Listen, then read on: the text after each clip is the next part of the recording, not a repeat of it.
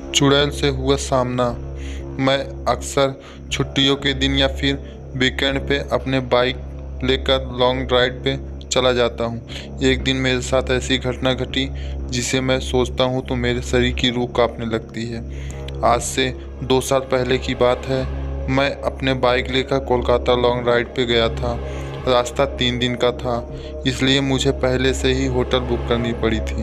एक बार रास्ते में मुझे बहुत भूख लगी थी, इसलिए मैंने अपनी बाइक को साइड में पार्क किया और पास में नाश्ते की दुकान पे जाके 2 वड़ा पाव खा लिया।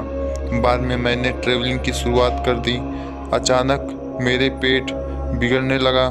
मैं होटल पे जा सकूं इतना भी नहीं टाइम नहीं था, इसलिए मैंने पास में सुलभ शौचालय पे एंड यूज का उपयोग किया।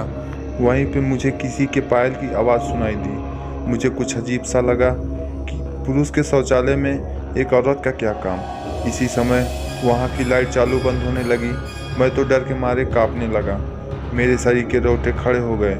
मैंने जोर से आवाज़ लगाई, कौन है जो यह मजाक कर रहा है? बाहर निकल के तुझे छोड़ूंगा नहीं। थोड़ी देर बाद वहाँ सब ठीक हो गया।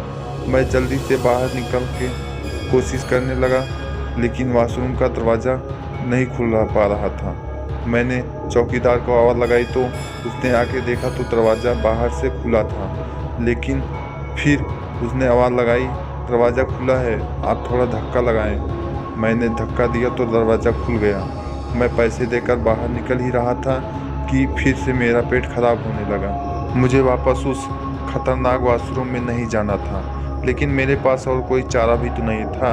इस बार लगभग 2-3 मिनट हुई होगी कि वापस से लाइट चालू बंद होने लगी और साथ में कोई स्त्री की हंसने की आवाज़ भी आ रही थी। मुझे काफ़ी डर लगने लगा था। मैं जल्दी ही अपना काम पता के बाहर निकलने की कोशिश कर रहा था, लेकिन मैं वहाँ से उठ ही नहीं पा रहा था।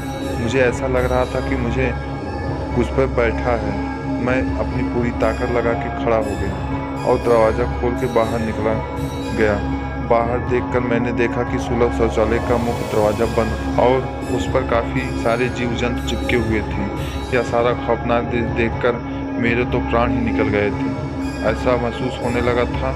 मैं जोर जोर से रोने लगा। वहाँ पे काफ़ी अंधेरा था और काफ़ी दुर्गंध भी आ रही थी। मुझे लगा कि मैं यहाँ से कैसे बाहर निकल पाऊँगा। उसी वक्त मेरे सामने एक बड़ी बड़ी लाल आंखों वाली, लंबे बालों वाली भयानक औरत खड़ी थी। उसे देखकर मेरे तो होश ही उड़ गए। मैं तुरंत ही दरवाजे की ओर दौड़ा, लेकिन घबराहट की वजह से मेरे पैर फिसल गए और मैं नीचे फर्श पे गिर गया। पायल की आवाज़ कर रही वो भयानक औरत मेरी तरफ आ रही थी।